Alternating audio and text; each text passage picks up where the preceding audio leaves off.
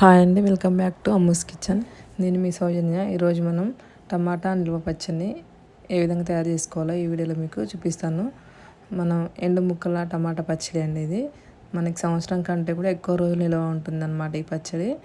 ఇప్పుడు ఈ పచ్చడిని మనం పర్ఫెక్ట్ కొలతలతో ఎక్కువ రోజులు నిల్వ ఉండే విధంగా ఏ విధంగా తయారు చేసుకోవాలో ఈ వీడియోలో మీకు చూపిస్తాను. ముందుగా మనం ఒక 5 kgs వరకు టమాటాని తీసుకుని నాటు టమాటాని తీసుకోవాలండి. వీటిని శుభ్రంగా కడగాలి. మనకి నాటు టమాటా అయితే బాగుంటుందన్నమాట పచ్చడికి. కడిగి శుభ్రంగా ఆరబెట్టుకోవాలి. తడి లేకుండా వీటిని ఒక క్లాత్లో వేసుకొని ఆరబెట్టుకోవాలండి టమాటాని. ఈ విధంగా ఒక కాటన్ క్లాత్ మీద వేసుకొని అస్సలు తడి ఉండకూడదు అనమాట. తడి లేకుండా వీటిని తుడుచుకోవాలి. తడి ఉంటే పచ్చడి పాడవుతుందండి. ఈ విధంగా మొత్తం తుడుచుకున్నాక ఇప్పుడు వీటిని కట్ చేసుకోవాలన్నమాట. పొడుగ్గా కట్ చేసుకోవాలి.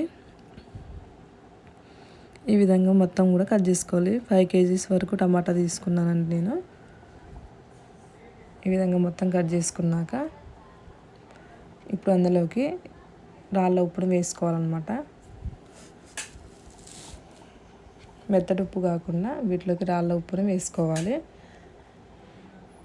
5 kgsకి టమాటాకి 1 kg వరకు రాళ్ళ ఉప్పుని తీసుకోవాలి. అంటే కేజీ టమాటాకి 200 గ్రాముల చొప్పున మనం ఉప్పుని వేసుకోవాలన్నమాట.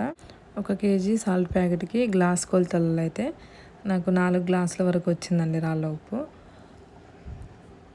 కేజీకి 200 గ్రాముల చొప్పున 5 kgకి 1 కిలో ప్యాకెట్ వేసుకుంటే సరిపోతుందన్నమాట. ఇప్పుడు బాగా మిక్స్ చేసుకోవాలి. టమాటా ముక్కలు రాళ్ళ ఉప్పు రెండు బాగా కలిసిపోయే వరకు బాగా కలుపుకోవాలండి. ఇప్పుడు వీటిని జాడీలోకి వేసుకుందాం. జాడీ కూడా శుభ్రంగా కడిగి తడి లేకుండా ఆరబెట్టుకోవాలన్నమాట. అస్సలు తడి ఉండకూడదండి లోపల కూడా. ఇప్పుడు టమాటా ముక్కల్ని అందులో వేసుకోవాలి జాడీ లోపలికి. ఈ విధంగా మొత్తం వేసుకున్నాక ఇప్పుడు మూత పెట్టుకొని ఒక 3 రోజుల వరకు వీటిని నానబెట్టుకోవాలండి. మూత పెట్టుకొని 3 రోజుల వరకు పక్కన పెట్టేసుకోవాలి. 3 రోజుల తర్వాతకి ఒకసారి మూత తీసి కలుపుకుందామండి. మనకి టమాటా ముక్కలు మెత్తగా నానిపోయాయి. మనం యూజ్ చేసే గరిటె కూడా తడి లేకుండా చూసుకోవాలన్నమాట. టమాటా ముక్కలు మెత్తగా నానిపోయాయి. మనకి టమాటా రసం కూడా మంచిగా వచ్చిందండి. ఇప్పుడు ఈ టమాటా ముక్కల్ని ఒక జల్లి గిన్నెలోకి వేసేసుకోవాలన్నమాట. టమాటా ముక్కలు మొత్తం ఈ విధంగా గట్టిగా పిండుకుంటూ వేసుకోవాలి. మన చేయి కూడా అస్సలు తడి ఉండకూడదు అనమాట. తడి లేకుండా చూసుకోవాలి. ఈ విధంగా మొత్తం పిండేసుకొని టమాటా ముక్కల్ని జల్లి గిన్నెలోకి వేసుకోవాలి. ఇప్పుడు వీటిని ఆరబెట్టుకోవాలండి ఎండలోకి. ఇప్పుడు ఈ టమాటా రసంలోకి ఇప్పుడు 1 kg చింతపండు తీసుకోవాలి. 5 kgల టమాటాకి 1 కిలో చింతపండుని నారలు మొత్తం తీసేసుకోవాలి. గింజలు నారలు మొత్తం తీసుకొని చింతపండుని శుభ్రం చేసుకొని టమాటా రసంలోకి వేసుకోవాలన్నమాట. మనకి చింతపండు ఒక 2 days వరకు నానితే సరిపోతుంది. మనకి లోపు టమాటా ముక్కలు కూడా ఆరిపోతాయి కాబట్టి ఈ 2 days వరకు చింతపండుని నానబెట్టుకోవాలి. మనకి టమాటా ముక్కలు కూడా ఎండిపోవడానికి ఒక 2 days వరకు టైం పడుతుందండి.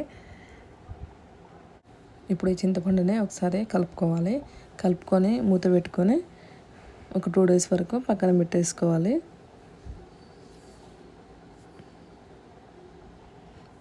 ఇప్పుడు మనం టమాటా ముక్కల్ని ఎండలో ఆరబెట్టుకోవాలి. టమాటా ముక్కల్ని ఇప్పుడు మనం ఒక 2 days వరకు పడుతుందన్నమాట టమాటా ముక్కలు ఆరిపోవడానికి. ఇప్పుడు స్టవ్ మీద ఒక ప్యాన్ పెట్టుకొని అందులో 1 కప్పు వరకు మెంతులు వేసుకోవాలి. ఒక 20 grams మెంతులు, ఒక 20 grams వరకు జీలకర్ర వేసుకొని ఈ రెండింటిని కూడా లో ఫ్లేమ్లో వేయించుకోవాలన్నమాట.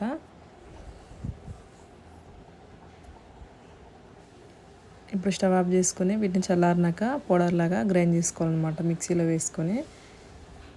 ఒక 2 days తర్వాత నాకు ఈ టమాటా ముక్కలు కూడా ఈ విధంగా ఎండిపోయాయండి. చూసారుగా ఈ విధంగా టమాటా ముక్కలు ఇరిగిపోవాలన్నమాట. ఇప్పుడు ఎల్లిపాయలు కూడా తీసుకోవాలండి. ఒక 1/2 kg వరకు ఎల్లిపాయలని పొట్టు తీసుకొని పక్కన పెట్టేసుకోవాలి.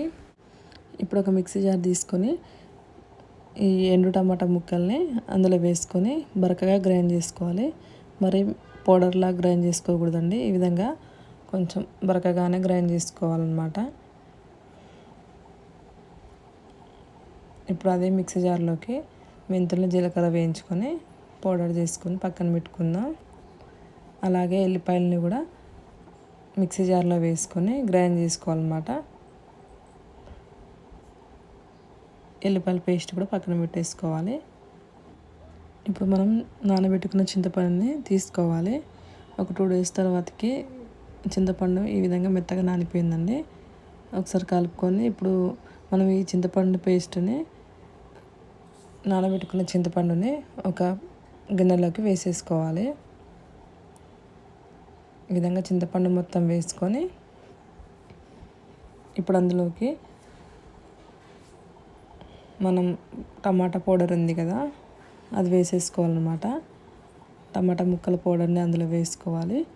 వేసుకున్నాక 5 kgల టమాటాకి 1 kg వరకు కారం తీసుకోవాలన్నమాట. కేజీకి 200 గ్రాముల చొప్పున కారం తీసుకోవాలి. కొంచెం కారం తక్కువ తినే వాళ్ళైతే ఒక 200 grams వరకు తగ్గించుకోవచ్చండి. అలాగే మనం గ్రైండ్ చేసి పెట్టుకున్న వెల్లుల్లి పేస్ట్ని కూడా వేసేసుకోవాలి. గ్రైండ్ చేసి పెట్టుకున్న మెంతి జీలకర్ర పిండి కూడా వేసేసుకోవాలి. వేసుకొని ఇప్పుడు వీటన్నిటిని కూడా బాగా కలుపుకోవాలన్నమాట. ఈ టమాటా ముక్కల పౌడర్, కారం, మెంతి పిండి ఇవి మొత్తం బాగా కలిసిపోయేలాగా బాగా కలుపుకోవాలన్నమాట. ఈ విధంగా మొత్తం కలుపుకున్నాక ఇప్పుడు మనం దీన్ని గ్రైండర్లోకి వేసేసుకోవాలి. గ్రైండర్ కూడా శుభ్రంగా కడిగి తడి లేకుండా ఆరబెట్టుకోవాలి. ఇప్పుడు ఈ టమాటా పచ్చడిని కొంచెం కొంచెంగా వేసుకుంటూ గ్రైండ్ చేసుకోవాలి.